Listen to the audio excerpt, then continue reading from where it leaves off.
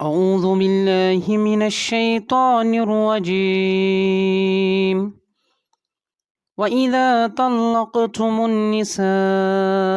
فبلغن أجلهن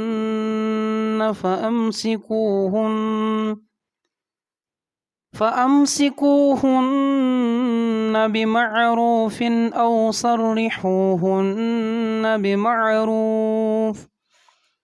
ولا تمسكوهن زرارا لتعتدوا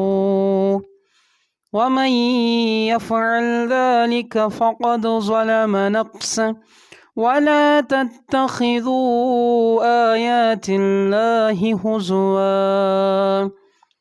واذكروا نعمة الله عليكم وما أنزل عليكم من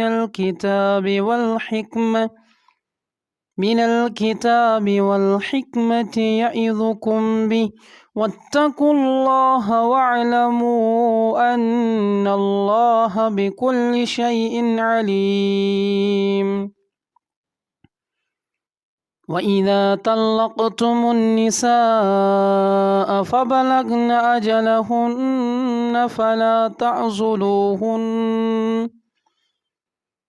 فلا تعزلوهن أن ينكحن أزواجهن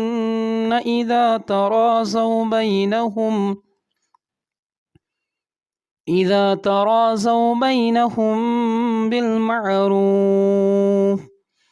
ذلك يوعظ به من كان منكم يؤمن بالله واليوم الآخر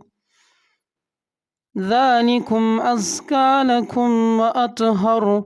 والله يعلم وأنتم لا تعلمون.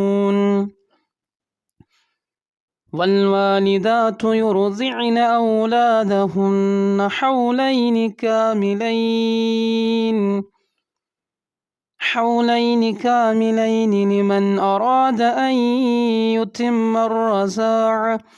وعلى المولود له رزقهن وكسوتهن بالمعروف